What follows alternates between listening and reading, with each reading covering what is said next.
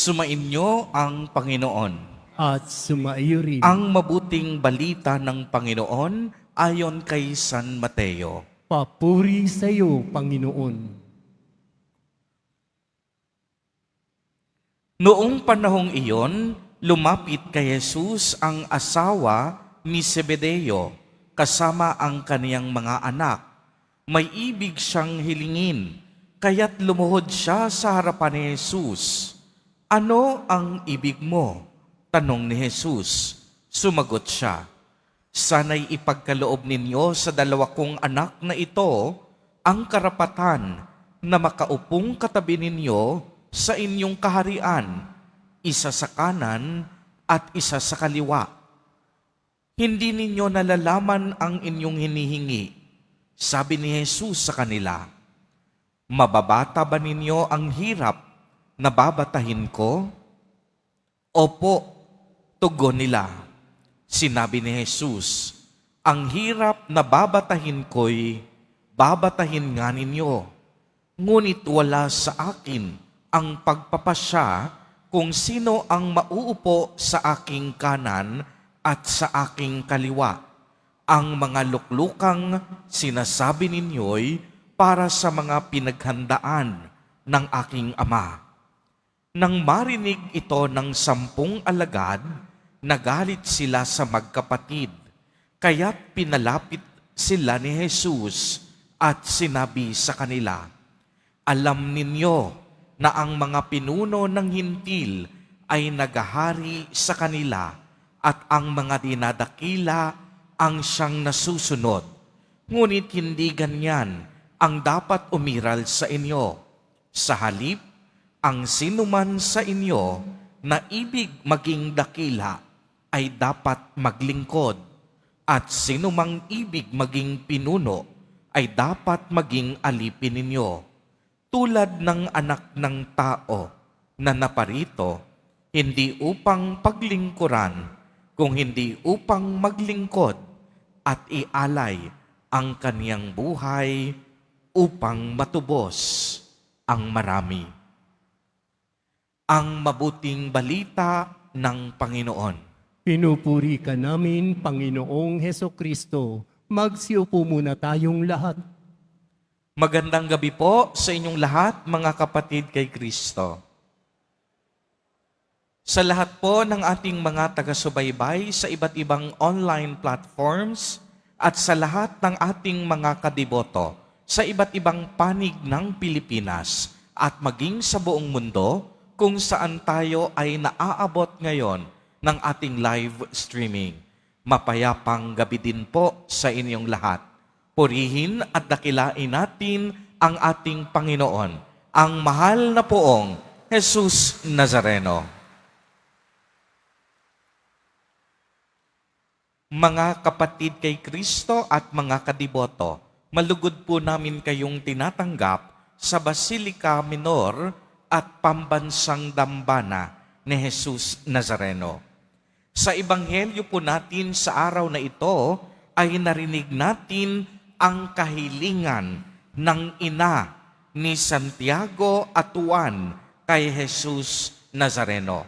Sinabi niya, iutos mo na itong 2 anak ko po ay maupo, isa sa inyong kanan at isa sa inyong kaliwa, kapag kayo ay nasa inyong kaharian na. Isa po sa mga aral na pwede nating matutunan mula sa pangyayaring ito ay ang katotohanan na hindi lamang tayo dapat magtrabaho para sa mga pangangailangan sa lupa. Higit sa lahat, dapat hangarin natin ang langit.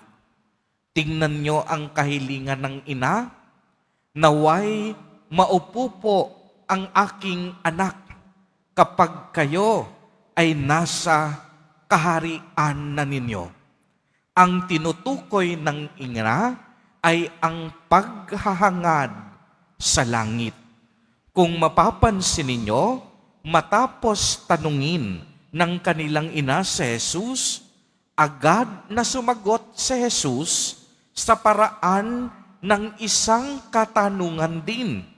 Binanggit ni Jesus, maaari ba nilang batahin ang babatahin din niya?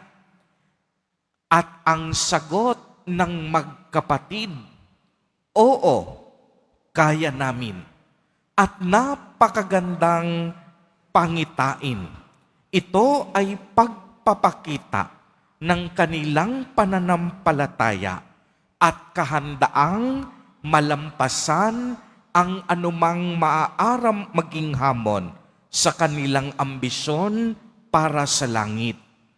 Mga minamahal kong kapatid, walang imposible sa taong sumasampalataya. Sa tuwing si Jesus ay humihingi at kumakatok sa mga pintuan ng ating mga puso upang maging kabahagi ng kaniyang misyon, upang maging tagapagpahayag ng kaniyang mabuting balita, upang maging daluyan ng kaniyang pagbabago. Naway, kagaya ni Apostol Santiago, maging oo din ang ating pagtugon. Inaasahan sa atin ang pagsang-ayon natin na makibahagi sa misyong sinimulan ni Jesus Nazareno. Kaya naman, anumang nakaabang na panganib, anumang paghihirap ang maaaring naghihintay, anumang pag-uusig ang maaari nating kaharapin dahil sa ating pagsunod kay Jesus Nazareno. Sa bawat pag-oo natin sa kalooban ng Diyos, ay alam natin na kailanman hindi siya magpapabaya sa atin, sapagkat kailanman ang Diyos laging tapat sa kaniyang pangako. At kapag sinabing hindi nagpapabaya ang Diyos, ibig sabihin nito, wala tayong bagay na pwedeng katakutan dahil ang lahat ng ating kakailanganin ay ipagkakaloob ni Jesus Nazareno. Hindi lang mga material na bagay, ngunit higit sa lahat, pupunuin niya tayo ng lakas ng loob, ng tibay ng pananampalataya at masidhing pagmamahal, kagaya ng lakas at pag-asang ipinagkaloob ni Jesus Nazareno sa kaniyang mga apostol. Minamahal kong mga kapatid, sa tuwing sasagot tayo ng oo at sa tuwing pinagbabago natin ang ating mga sarili upang makasunod sa kalooban ng Diyos, maraming bagong posibilidad ang magbubukas sa atin. Bibigyan tayo ng Diyos ng tapang at lakas ng loob upang harapin ang bawat pagsubok at hamon ng buhay. Pagkatapos ng buhay ni Jesus Nazareno, hindi naging madali ang mga buhay ng mga apostol, kagaya ng buhay ni Apostol Santiago. Hindi sila tinanggap. Binato sila. Ang iba sa mga apostol, pinahirapan, nilibak, at hindi tinanggap. Pero anumang hirap na pagtagumpayan nila, sapagkat ang lakas nila ay hindi galing sa kanilang mga sarili, kung hindi isang lakas na galing mismo kay Jesus Nazareno. Kaya sa tuwing iaalay natin ang ating sarili para sa kaniyang kaluwalhatian, lagi tayong makatitiyak na kasama natin ang Diyos sa huling sandali ng ating buhay at paghinga. Amen. Purihin at dakilain natin ang ating Panginoon, ang mahal na poong Jesus Nazareno.